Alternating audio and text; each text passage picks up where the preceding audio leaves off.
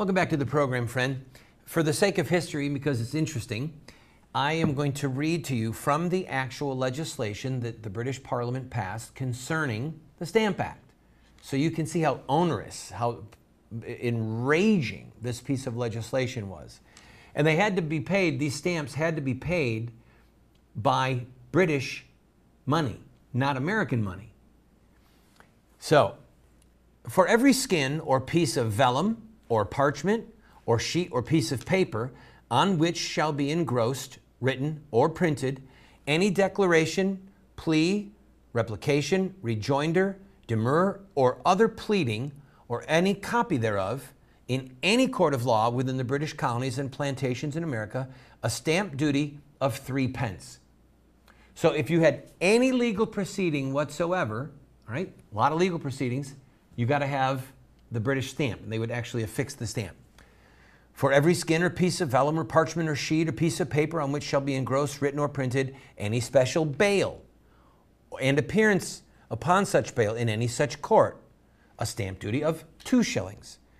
For every skin, piece of vellum, parchment, sheet of paper, for any petition, bill, answer, claim, plea, replication, rejoinder, demur in any court or chancery, a duty of 1 shilling and 6 pence.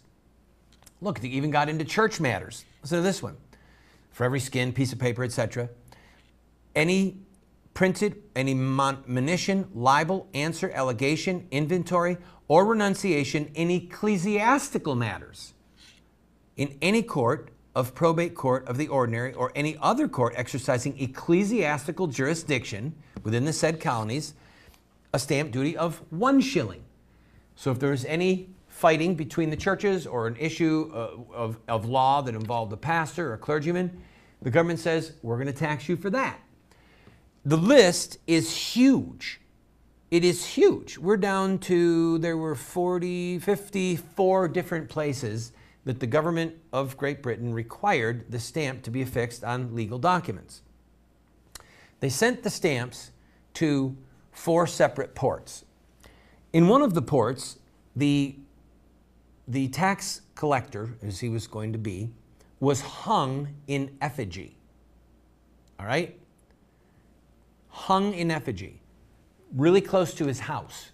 For you, those of you who don't know, that means that someone made a mannequin, made it look like him, and then put a noose around its neck and hung it from a tree, saying to him, if you do this, you will die. He resigned the next morning. In another one of the ports, the stamps were taken literally and thrown overboard. They were all destroyed. There was physical, at times forceful intervention from the colonists to the degree that the money was never collected. That's how fierce and intense the uprising was against the Stamp Act. And within a year, the Parliament said, all right, fine. They retracted the law. They passed another law suspending it. But they said, we retain the right to have jurisdiction over the colonies in all matters, including taxation, whatsoever. So at that point, even though the American colonies were successful in keeping the Stamp Act from being implemented, wish we could keep Obamacare from being implemented, the British government said, we're going to fight this fight another day. And the American colonists understood that. Now that was 1765, 11 years before the Declaration of Independence was signed and the revolution began. The point of the matter is that it did not happen overnight. The colonists didn't wake up one morning and go, hey, let's have a revolution. I don't want to be a British citizen anymore. It took years of intrusion into the rights of people and draconian measures from the British government without the colonists having representation. And they finally snapped on July 4th when they signed the Declaration and said, no more, we're not going to do this anymore.